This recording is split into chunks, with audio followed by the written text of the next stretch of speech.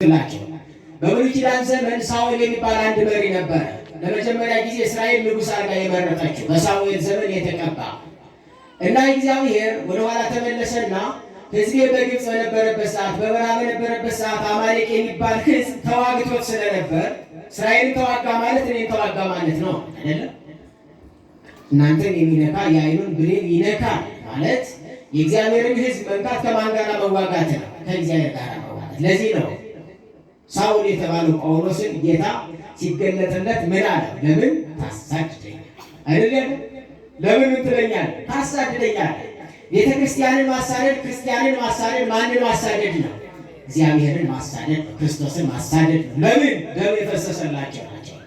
ከዚህ አንጻር አማሌቅ እስራኤልን አሳድዶ ስለነበር፣ እስራኤል ደግሞ የእግዚአብሔር ስለነበር እግዚአብሔር መበቀል ፈለገና በዘመኑ የሾመውን ንጉሥ ሂድና ሰራዊትህን ይዘህ ወደ አማሌቅ መንደር ገብተህ ይህን አድርገህ አጥፍተህና፣ ምክንያቱም አማሌቅን ከሰማይ በታች ስሙን ደመስሰዋለሁ ብሎ እግዚአብሔር ቃል ገብቶ ስለነበር እና ሳኦል ሂዶ እንደነገሩ አደረገ። አያችሁ፣ ሙሉውን የእግዚአብሔርን ፈቃድ ምን አላደረገም? አልፈጸም። የሚገደለውን ገደለ፣ በዓይኑ ክፉ የመሰለው ገደለ፣ ሚድነውን ደግሞ የመሰለውን አለ። ፍሪዊል ማለት ነፃ ፈቃድ ማለት ይሄ ነው። ነፃ ፈቃድ ማንን የምንመስልበት?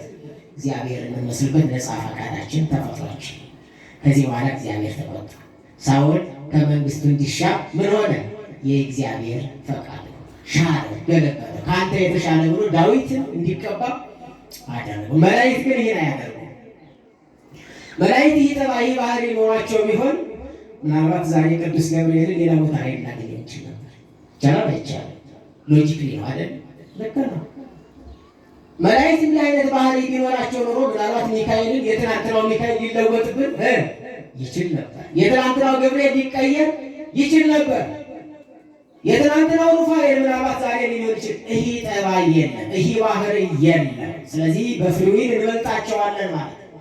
እግዚአብሔርን በመምሰል ክፉንና ደጉን በማወቅ እንበልጣቸዋለን። ለዚህ ነው አምላክን እግዚአብሔርን በፍጹም ልብህ የመጀመሪያው ወደ ሰው ሲመጣ ለመላእክት አይደለም ይህ የተሰጠው። ተመልከቱ፣ በምስጋና እኩል እናመሰግናለን። ይህ ሕግ ግን ለሰው የተሰጠ በፍጹም ምንህ ንገር እስቲ፣ በፍጹም ምንህ መላእክት ፍጹም ልብ አይደለም ይባላላቸው። የሚቀየር ጠባይ ስለሌለ ፍሪዊል ስለሌለ ቋሚዎች ስለሆኑ ይህ ትእዛዝ አይሰጥም። ለሰው ግን ፍጹም ልብ ምን ማለት ነው? ፍጹም ልብ ከተባለ ኢቭን ኢንክላይኔሽን እና ጉድ ኢንክላይኔሽን አለ ነው። የምታመዛዝንበት እግዚአብሔርን የምትመስልበት ልብ አለ። ክፉንና ደጉን የምትልበት ምታውቅበት። ስለዚህ አንተ እግዚአብሔርን በፍጹም ልብ በበጎ ልብ ምን በለው ውደደው። ወደ ሰዶም ገቡ። የሰዶም ሰዎችን ስራ ወደኋላ ወጣ ብላችሁ ዘፍጥረት 13 ቁጥር 13 ላይ ግቡና የሰዶም ሰዎች እጅግ በጣም ክፉዎችና ኃጢአተኞች ነበሩ ይላል መጽሐፍ ገልጧቸዋል። ዘፍጥረት 13 ምዕራፍ 13 ቁጥር 13 እጅግ በጣም ክፉዎችና ምኖች ነበሩ? ኃጢአተኞች ነበሩ። መጀመሪያ ክፋት፣ ቀጥሎ ኃጢአት ይመጣል አይደለም? ቀጥሎ ኃጢአት ከግብር ጋር ነው የሚገናኘው። ክፋት ደግሞ ከምን ጋር ነው የሚገናኘው? ከሐልዮ ከሐሳብ ጋር አይደለም? ሰው በሐሳቡ ይከፋል። በሐሳቡ የከፋውን ከዛ በኋላ ይተገብረዋል። የተተገበረው ነገር ምን ይባላል? ኃጢአት ይባላል። ኃጢአት ማለት ከእግዚአብሔር ጸጋ ወይም ከእግዚአብሔር ክብር ምን ማለት ነው? መለየት ማለት ነው። ወይም ደግሞ አጌንስት ዘ ዊል ኦፍ ጋድ ከእግዚአብሔር በተቃራኒ ምን ማለት? መሰለፍ፣ መቆም ማለት ነው። እና ክፉዎች ናቸው። ቀጥሎ ደግሞ ምንድን ናቸው? ኃጢአተኞች ናቸው ብሎ ገልጧቸዋል። አሁን እነዚህ መላእክት በመሸ ጊዜ ወደ ሰዶም በር ገቡ ይላል። ምናልባት ዘፍጥረት 18 ላይ ስትገቡ ስለ ሰዶም ጥፋት ጌታ አስቀድሞ ለአብርሃም ተናግሯል።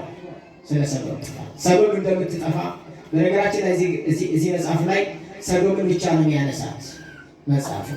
ለምንድን ነው ከተባሉ የጠፉት ከተሞች ስንት ናቸው? 5 ናቸው። 5 ከተሞች ናቸው የጠፉ። ገሞራ የሚባል አብሮ አለ፣ አዳማ የሚባል ሌላ አለ፣ ሲባዮን የሚባል ሌላ አለ፣ ዙሃር ደግሞ ሌላ ተጨማሪ ነች። 5 ከተሞች ናቸው። እነዚህ ከተሞች እንደሚጠፉ እግዚአብሔር ለአብርሃም ተናገረ። ለምን?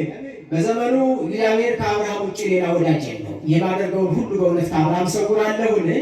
ስለዚህ የማደርገውን ነገር ሁሉ ከወዳጄ አልደብቅም ብሎ የአብርሃም ወዳጅ፣ የአብርሃም አባት፣ የአብርሃም አምላክ መሆኑን ይናገርና የሰዶም ሰዎች ኃጢአትና ጩኸታቸው በዝታለች፣ በፊቴ ደርሳለች፣ እንደ ስራቸው መጠን እከፍላቸዋለሁ። እንደምናቸው መጠን ስራቸው እውነት ለመናገር እንደው ኢትዮጵያውያን ይህ ቃል ሊገዛ ይገባል።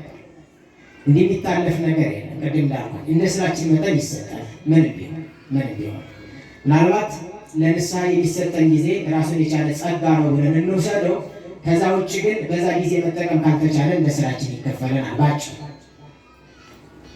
በዚህ ሰዓት አብርሃም እኔ አፈርና ትቢያ ስሆን ከእግዚአብሔር ጋር መናገር ጀምሬያለሁና ጌታዬ ያዳምጠኝ፣ ጌታዬ አይቆጣ ይልና 50 ሰዎች ላይ ምልጃ ይጀምራል። በእነዛ ከተሞች 50 ሰዎች ብታገኝ ይላል እንደምታውቁት ማለት ነው። 50 ሲካፈል ለ5 ማለት ነው። 50 ሲካፈል ለስንት? ለ5። 5 ምንድን ናቸው? ከተሞች ናቸው። በእያንዳንዱ ከተማ ስንት ሰው ማለት ነው? ስንት ሰው ማለት ነው? ስንት ሰው ማለት ነው? 10። ስንት ሰው? 10። ለምን ይመስላችኋል ይህ ቁጥር የተሰጠው? ዝም ብሎ አይደለም። እስራኤል ሀገር ስትገቡ ይህ ገዣቸው በአይሁድ እምነት ውስጥ ይህ ገዥ ነው። ጸሎት 10 ሰው ካልሞላ ምን አይልም፣ በእነሱ ምን አይልም፣ አይጀመር። ይሄ አይሁድ ከዚህ የወሰዱት ነው። ገዥ ነው። አንደኛ 10ቱ ትእዛዛት ለመጸለይ እጆቻቸውን ሲዘረጉ 10 መሆን ያስፈልጋል። ፍጹም ማለት ነው። ፍጹም ማለት ነው። ሕጉን ለመጠበቅ 10 ሰው ያስፈልጋል። ትእዛዛቱ 10 ናቸው። በእርግጥ በውስጡ ብዙ ናቸው። 613 ትእዛዛት ናቸው። በ10ሩ ሕግጋት ውስጥ 613 ትእዛዛቶች አሉ። እነዚህ ደግሞ ለሁለት ይከፈሉና ፖዘቲቭ ሳይድ እና ኔጌቲቭ ሳይድ ናቸው። አድርግና አታድርግ። ይሄ ሕጉ 10ሩ ትእዛዛት የምንለው ስንት ይዟል አልኳቸው?